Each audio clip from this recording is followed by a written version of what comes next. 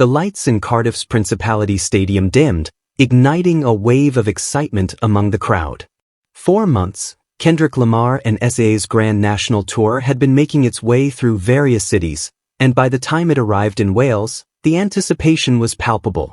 Fans were looking forward to a blend of high energy and deep emotional resonance, turning the concert into a cultural event.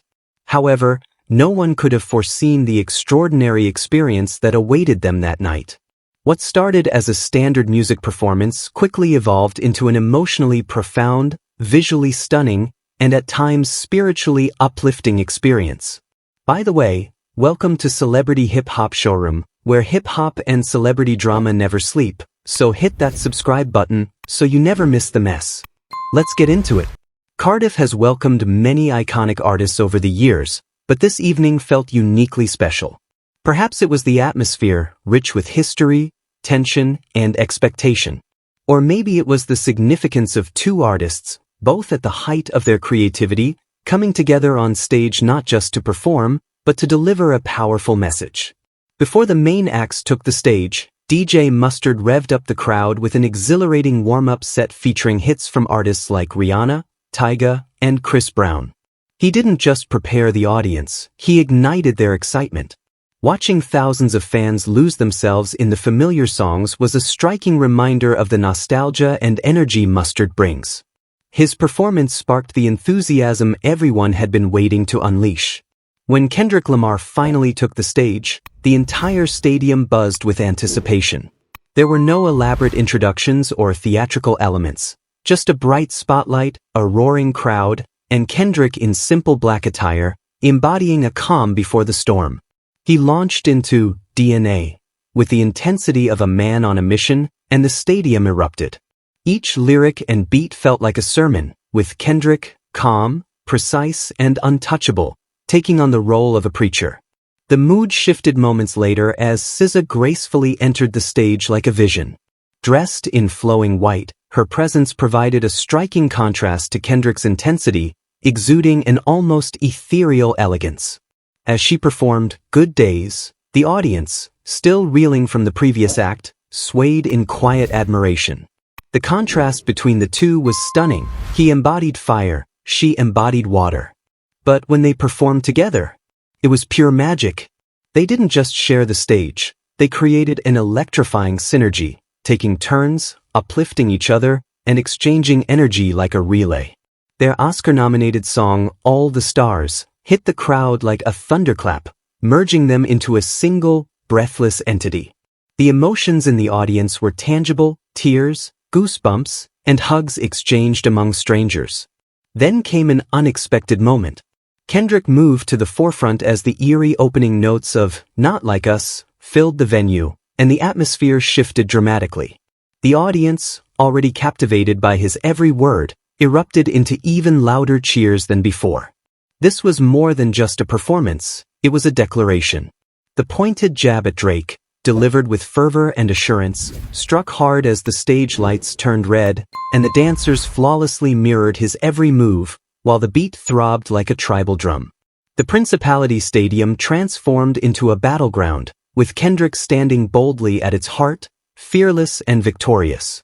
It wasn't merely the lyrics that resonated, it was the way he engaged with the audience, challenging anyone to question his authority.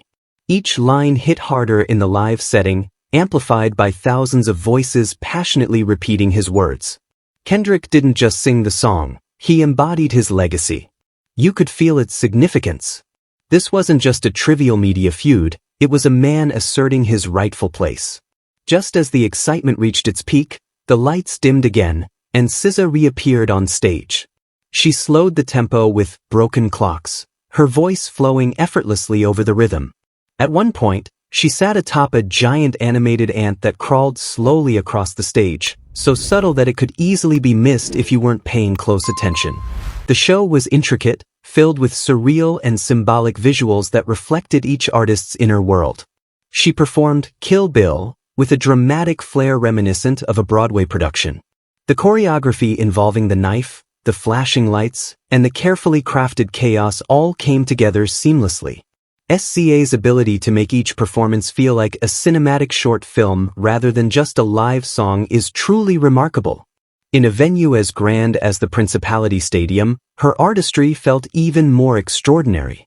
Throughout the night, they exchanged a powerful energy, one expressing heartbreak while the other sought vengeance, one offering tenderness and the other intensity.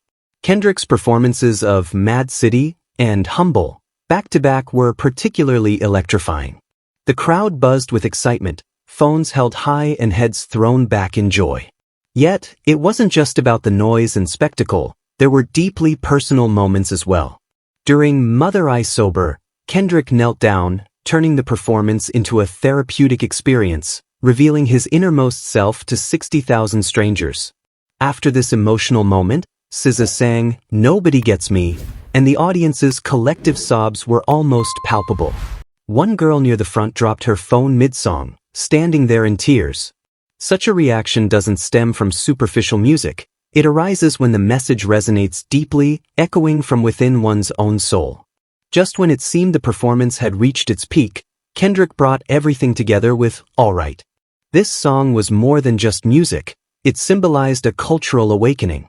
The crowd's chants of "We gon' be alright" echoed through the stadium, creating a moment of unity, hope, and defiance that made everyone feel connected to something greater. The closing segment of the night was perfectly timed. Their duet on "30 for 30" provided the audience with both emotional release and a sense of closure. The chemistry between them during this performance was mesmerizing, with every glance and shared vocal moment showcasing a deep emotional connection. If there was one minor critique, it would be that the show concluded with "Gloria," a heartfelt and beautifully executed song, but perhaps not the most exciting ending. Some fans took this as a signal to leave, missing a special moment when SZA came to the front of the stage to sign shoes, shirts, and even a phone case thrown her way. She seemed genuinely moved, and her heartfelt farewell, "I love you so much, we're like family," by Cardiff, felt authentic rather than rehearsed. Throughout the night, they exchanged a powerful energy, one expressing heartbreak while the other sought revenge, one offering tenderness and the other intensity. Kendrick's performances of Mad City and Humble, back-to-back, were particularly electrifying. The crowd buzzed with excitement, phones raised high and heads thrown back in joy. Yet, it wasn't just about the noise and spectacle, there were also deeply personal moments. During Mother I Sober, Kendrick knelt down, turning the performance into a therapeutic experience, revealing his innermost self to 60,000 strangers. After this emotional moment, SZA performed "Nobody Gets Me," and the audience's collective sobs were almost palpable. One girl near the front dropped her phone mid-song, standing there in tears. Such a reaction doesn't stem from superficial music, it arises when the message resonates deeply, echoing from within one's own soul. If there was a minor criticism, it would be that the show concluded with "Gloria," a touching and well-executed song, but it may not have been the most exciting ending. Some fans took this as a signal to exit, missing a memorable moment when SZA came to the front of the stage to sign shoes, shirts, and even a phone case thrown to her. She seemed truly moved, and her genuine farewell, "I love you so much, we're like family," by Cardiff, came across as heartfelt rather than scripted. I'd love to hear your thoughts on this situation, so please share your opinions in the comments. Also, don't forget to like, subscribe, and turn on notifications to stay updated on this story.